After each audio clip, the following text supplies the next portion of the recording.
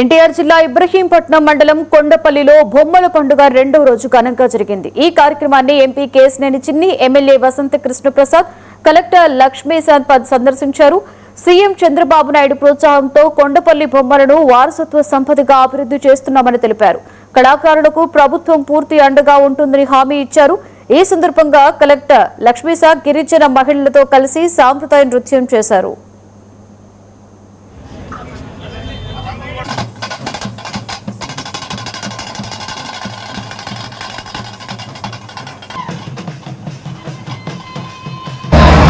తయారు చేసే ఒక చక్కని కుటీర పరిశ్రమ ఈ ప్రాంతంలో ఉంటుంది।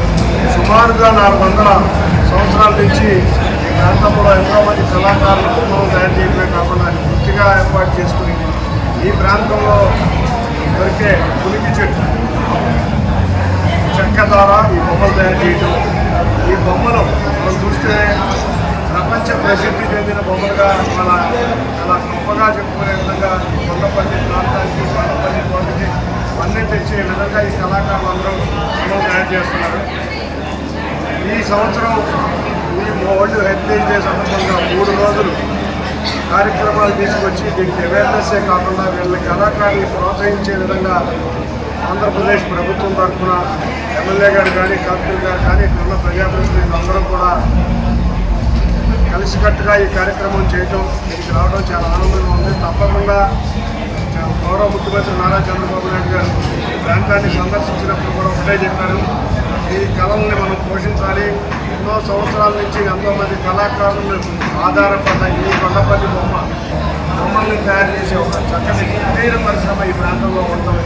సుమారుగా 400 సంవత్సరాల నుంచి ఈ ప్రాంతంలో ఎంతోమంది కళాకారులు బొమ్మలు తయారు చేయడమే కాకుండా వృత్తిగా ఏర్పాటు చేసుకుని ఈ ప్రాంతంలో దొరికే పులికి చెట్టు చెక్క ద్వారా ఈ బొమ్మలు తయారు చేయడం, ఈ బొమ్మలు మనం చూస్తే ప్రపంచ ప్రసిద్ధి చెందిన బొమ్మలుగా చాలా గొప్పగా చెప్పుకునే విధంగా కొండపల్లి ప్రాంతానికి, కొండపల్లి కోటకి అన్నీ తెచ్చే విధంగా ఈ కళాకారులు అందరూ బొమ్మలు తయారు చేస్తున్నారు। ఈ సంవత్సరం ఈ వరల్డ్ హెరిటేజ్ డే సందర్భంగా 3 రోజులు కార్యక్రమాలు